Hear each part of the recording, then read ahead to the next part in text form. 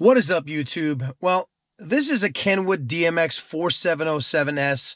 I actually put one in my daily Honda Civic, and now I have a Nissan Rogue, and I like the unit so much that I put one in here as well.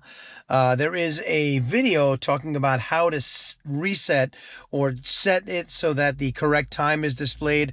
I'll put a link in the description or maybe a card in the upper right hand corner. Definitely check that out if you have this radio, Kenwood DMX4707S. Anyway, it's such a great radio. When I purchased it, this car had a pretty decent top-of-the-line Bose system with a subwoofer and a backup camera and navigation, but it was dated because it's over 10 years old. So when I swapped to this one, there were a number of supporting things I needed, including the Scosche CRTNN01 backup camera harness so that I could use the factory Nissan backup camera with this head unit.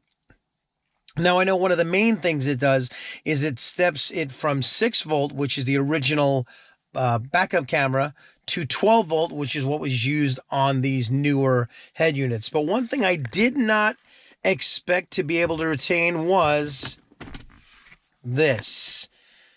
It retained the factory 360 camera. There are cameras all around the vehicle, one in the front, one under each mirror, and the backup. And what's really cool is now with almost a 7-inch screen, you get a much better display here of the backup camera and this. And what I also found was when you press this camera button, you get to see the right-hand side. Now, unfortunately, you can't view just the front camera by itself, but I still think it's pretty cool how you can actually retain the 360 camera, which I think is something that was really cool, and it still comes on Nissans to this day. So if you do put in a head unit and you use that Scosche piece, you will retain your factory 360 camera. I think it's pretty cool. When I purchased the unit, they told me that it wouldn't work, but I just want to let you know that it does. I will put a link in the description for that unit and also the 4707S and all the pieces that I needed to install it. Overall, it's a really great radio, and like I said, now I have 2 of them. For the price, you really can't beat it, and I just think it's so cool. You get to keep the 360.